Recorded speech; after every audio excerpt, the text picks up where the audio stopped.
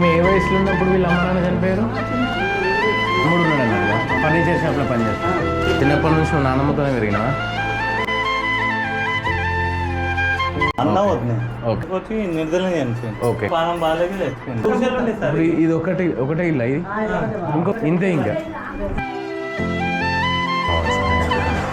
2 రోజులలో సపోర్టర్కి శివానికి అయితే చాలా కేర్ అయిపోయారు చాలామంది.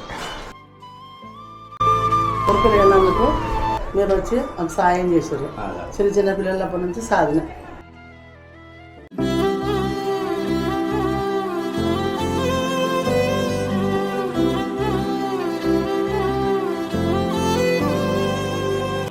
అమ్మ నాన్న లేదు కాబట్టి మాకు సాయం చేసి మ్యారేజ్ సాయం చేసినారు. ఒక 5,000 రూపాయలు ఇట్లా సాయం పొందినాము. థ్యాంక్స్ అందరికి, పేరు పేరు అందరికి నమస్కారాలు.